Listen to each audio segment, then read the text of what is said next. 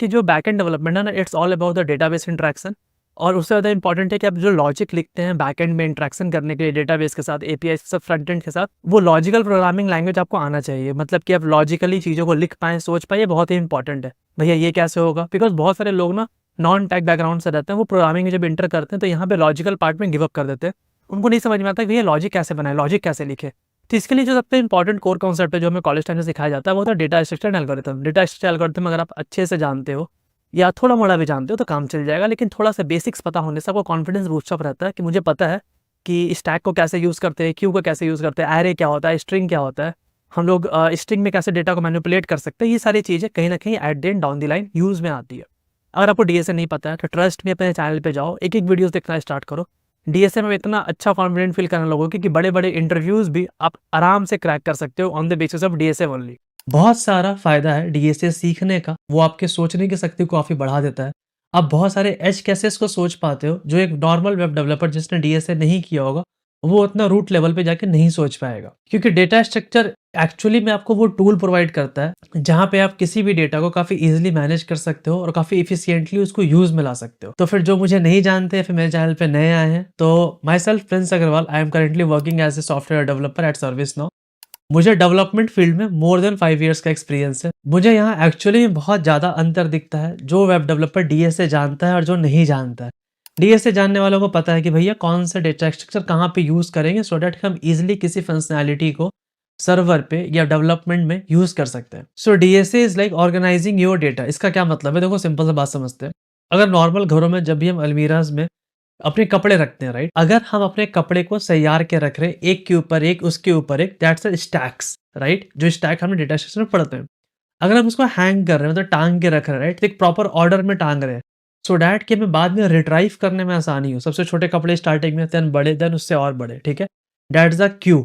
Q data structure भी आपने पढ़ा है। इट मीन्स अगर आपको डीएसए आता है, DSA is act like a tool, जहाँ पे आप डेटा को किस तरह से अपने डेटाबेस में रखते हो, किसी भी सर्वर्स में, किसी भी एप्लीकेशन में, तो वो आपके लिए बहुत ही ज़्यादा हेल्पफुल होता है ना। जो दूसरा दिमाग में आता है ना कि जो सॉर्टिंग और सर्चिंग, उसको रियल लाइफ में बहुत ज़्यादा इंप्लीमेंटेशन है। जैसे कि मैं अगर एक छोटा सा एग्जांपल लूँ, लेट सपोज कोई लॉन्ड्री वाला है, उसने बहुत अच्छे से कपड़े को सजा के रखा हुआ है, राइट? कि ए अक्षर का जितने भी कस्टमर है उसके कपड़े यहाँ, देन बी के, देन सी के, देन डी। जैसे मेरा नाम प्रिंस है तो पी के एक अलग सा बॉक्स बना हुआ है। रेदर देन अगर कोई कपड़ा आता है, जैसे मैं गया लॉन्ड्री वाले के पास, भैया मुझे कपड़ा दो, मेरा वाला कहाँ पे? रेदर देन लीनियर सर्च, वो क्या करेगा? अगर उसने तरीके से कपड़े को रखा है, तो वो लीनियर सर्च में एक-एक करके ढूँढने के बजाय वो बाइनरी सर्च भी लगा सकता है। उसे पता है किसी पर्टिकुलर ड्रॉवर में हमारा कपड़ा रखा हुआ है, ठीक है? तो यहाँ पे अगर मैं आपको बात करूँ ई-कॉमर्स वेबसाइट में, अगर लेट्स सपोज़ आप ई-कॉमर्स वेबसाइट में काम कर रहे हो, इधर फ्लिपकार्ट में, अमेज़न में, पॉइंट इज़ दैट कि अगर यूज़र का डेटा सॉर्ट करना है, कोई प्रोडक्ट फाइंड करना है, तो आप ईज़िली कर सकते हो अगर आपको सर्चिंग और सॉर्टिंग अच्छे से इंप्लीमेंट करने आता है तब।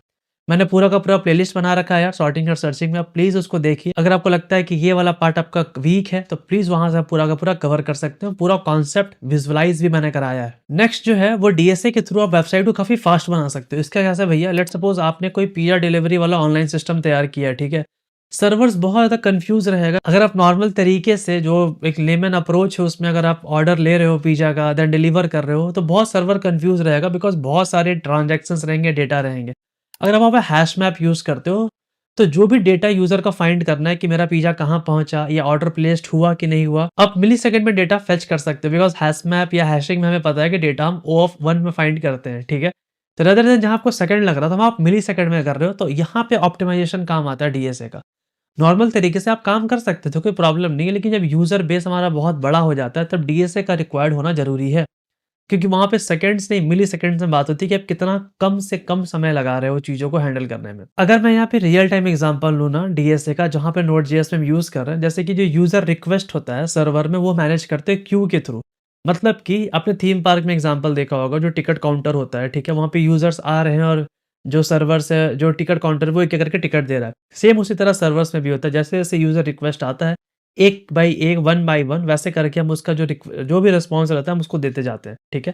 वो सर्वर्स पे होता है। अगर मैं लिंक्डइन में एग्जांपल लूँ, जो लिंक्डइन एप्लीकेशन है, वहाँ पे हम लोग ग्राफ यूज़ करते हैं फॉर रिकमेंडेशन पर्पस, मतलब कि जो हमारा म्यूचुअल कनेक्शन शो होता है, राइट? तो जो यूज़र का डेटा है, हम लोग ग्राफ डेटा स्ट्रक्चर के थ्रू म्यूचुअल कनेक्शन फाइंड करते हैं कि ये आपके म्यूचुअल कनेक्शन में है। That's the purpose. वो जो पूरा कॉन्सेप्ट म्यूचुअल कनेक्शन शो करने का, म्यूचुअल फ्रेंड फाइंड करने का वो पूरा ग्राफ में इम्प्लीमेंटेड है। तो देख रहे हो डेटा स्ट्रक्चर यूज़ होता है। अगर आप यही म्यूचुअलिटी फाइंड करने बैठते किसी और तरीके से कोई और डेटा स्ट्रक्चर में तो बहुत टाइम लग जाता नॉर्मल लेमन तरीके से अगर इसको स्टोर करोगे, रखोगे। तो डेटा स्ट्रक्चर इसलिए नहीं पढ़ाया जाता क्योंकि उनको मज़ा आ रहा है। एक्चुअली में ये बहुत ज़्यादा बड़े-बड़े प्रॉब्लम्स को सॉल्व करता है, खासकर टाइम कॉम्प्लेक्सिटी को रिड्यूस करने में। सो data structure is not only for giant companies, मतलब कि ये बिग फोर या फैंग जैसे कंपनीज के लिए नहीं है। अगर एक्चुअली में आपको कोई स्केलेबल वेबसाइट्स बनाना है या ऐसा प्लेटफॉर्म बनाना है जहाँ पे बहुत सारे यूजर्स आएँ और उसको यूज़ करें, डेफिनेटली आपको डीएसए का यूज़ लेना पड़ेगा। आपको पता होना चाहिए कि टाइम कॉम्प्लेक्सिटी कैसे हैंडल करना है, आपको पता होना चाहिए कैसे किसी प्रोसेस को, किसी रिक्वेस्ट को हम कम से कम टाइम में कैटर कर सकते हैं, उसको हैंडल कर सकते हैं।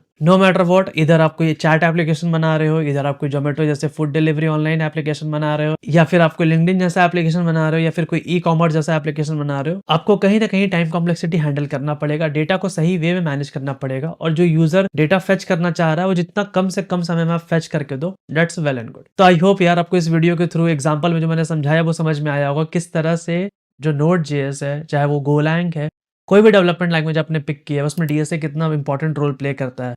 प्लीज़ आप मेरे डीएसए के प्लेलिस्ट को फॉलो कर सकते हो अगर आप फॉलो करना चाहते हैं, लेकिन सबसे भी इंपॉर्टेंट क्या है, पहले आप Node.js सीख लो। अगर आप सच में Node.js सीखना चाहते हैं, मैंने पूरा का पूरा कोर्स बनाया है यूट्यूब पे, जो कि कंप्लीटली फ्री है, कोई भी प्री रिक्वेस्ट नहीं है, आपको जावास्क्रिप्ट नहीं आता, आप जाइए, जावास्क्रिप्ट भी सीखिए।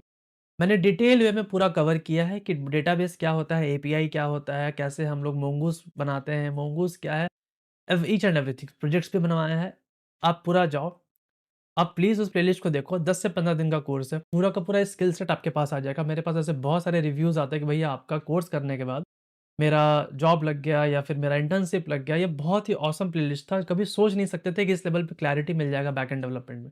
प्लीज़ कीजिएगा। सेकंड थिंग, मुझे लिंक्डइन में फॉलो नहीं किया, प्लीज़ आप लिंक्डइन में फॉलो कीजिए। मेरा टेलीग्राम चैनल है जिसको हम जॉब इंजन कहते हैं। वहाँ पे आए दिन आपको जॉब्स के अपडेट मिलते रहते हैं। प्लीज़ वहाँ पे जाइए, ज्वाइन नहीं किया तो ज्वाइन कीजिए। आपके लिए ही बता रहा हूँ, बहुत हेल्पफुल होने वाला हो। वीडियो अगर आपको अच्छा लगा, कुछ सीखने को मिला तो प्लीज़ कमेंट सेक्शन करके बताना। वीडियोज़ पे नए आए हो तो मेरे लिए एक बार लाइक कर देना। चैनल पे नए आए तो चैनल को सब्सक्राइब भी कर देना। तो थैंक्स अ लॉट यार, अभी तक के लिए इतना ही। मिलते हैं नेक्स्ट वीडियो, तब तक के लिए बाय, सायोनारा।